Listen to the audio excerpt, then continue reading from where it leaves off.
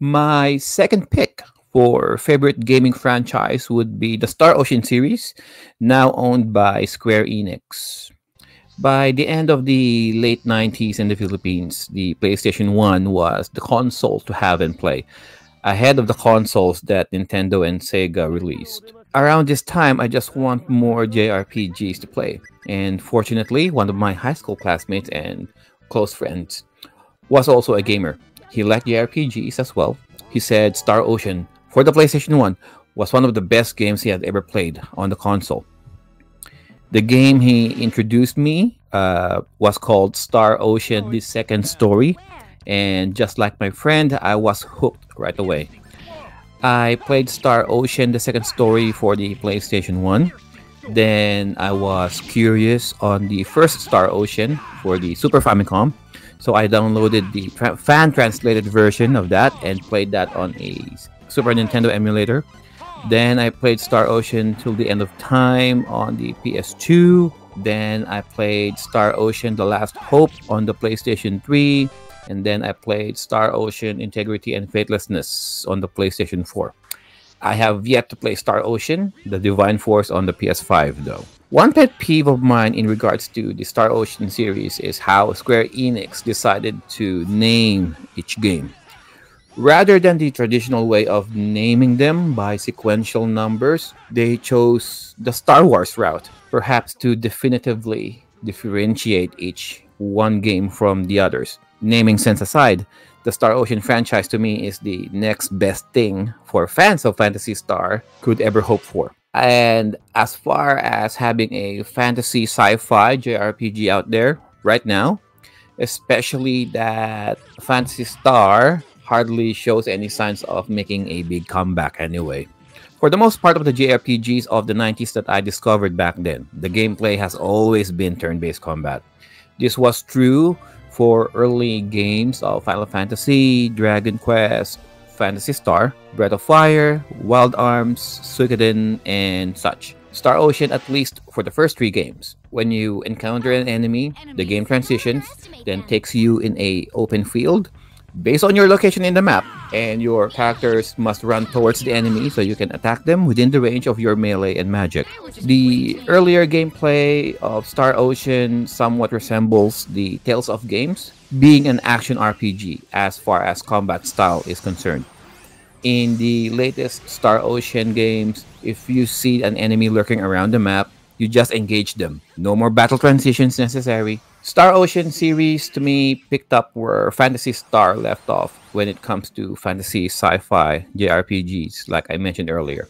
Interplanetary travels, using magic spells along with technological weapons to fight enemies, meeting with different alien races, which oddly enough are predominantly humanoid in appearances. In fact, the more I think about it, some characters of Star Ocean The Last Hope remind me of some characters from Fantasy Star 4. Oh, did I mention there are also character fan service here in this series? Yes, and but they are not as abundant as in the Tales franchise. Another similarity that I have observed in the Star Ocean series is that it also has its own dedicated musical theme and score that when you hear certain sounds, you know it is a Star Ocean game. And it is a good trait of Star Ocean's identity as a franchise. In regards with the storytelling, the best way I can describe the overall writing is asking myself which Star Ocean game's plot I remembered the most. And by answering that exact question will bring me to my rating as well. I would say my top Star Ocean game is the second story, and then my bottom Star Ocean game would be the first game. Oh, that said, it has been years since the last time I played the original game, and that was the Super Famicom fan translated version on an emulator. And we're talking like 2 decades here since I last touched that game. So it does not necessarily mean it is that bad. I'm just saying I played the game, but it did not make a lasting impression inside my stupid head. As much as I like being a pervert, lusting over Fiore's seductive outfit in Star Ocean Integrity and Faithlessness, I hardly remember what the game was all about. Why? Because I'm too distracted looking at her all the time. With the second story, at least there are a lot more characters to choose from that you can experiment with, making things easier or more challenging for you. In terms of romance, the Star Ocean series is almost devoid of any relationships. The only game that comes to mind that really got me giggling like a schoolgirl is the pairing of FaZe and Limo in Star Ocean: The Last Hope. Yeah. I know there is some controversy behind that pairing, but the men of culture of Square Enix knew what they were doing, and I'm all for it. Look. Boo! What? What? What? What are you doing? What are you doing? Just suddenly jumping out like that? What are you doing over here? What are you doing over here?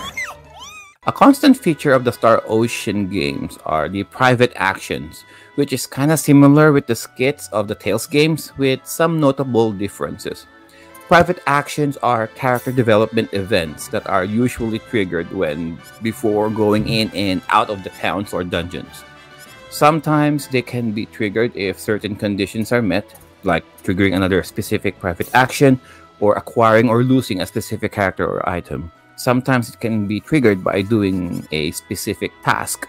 The private actions themselves dive more into the dynamics of the particular character that the main plot does not have time to explore. Not only that these private actions are optional, the player can easily miss the opportunity on doing them, just like the skits of the Tales games. However, unlike the Tales games, these private actions can alter some of the character endings for the better or for worse.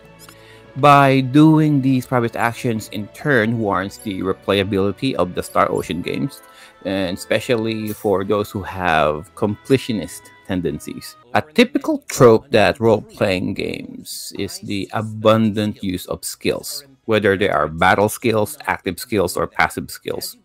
The Star Ocean series is one of the few JRPG franchises that are effectively utilizing this function. Skills are basically additional traits and abilities that characters can learn so that they can be more effective and efficient during combat or exploration. These skills can vary in effects that include, but not limited to, raising the health, magic capacity, attack, defense, accuracy, agility, item creation, item consumption, magic casting, and monster extermination. Another feature of the Star Ocean games is the item creation. By acquiring raw materials, the player has the opportunity to make consumable items, equipment, and certain key items which cannot be purchased from the stores or shops. Usually, the character must have the necessary skills to do the item creation, which can be divided into various vocations like mining, crafting, compounding, cooking, writing, or blacksmithing. The probability of a successful creation depends on how high is the mastery level of a particular vocation of the said character. Both private actions and item creation can lead all sorts of side quests, which add more to the overall narrative of the Star Ocean games.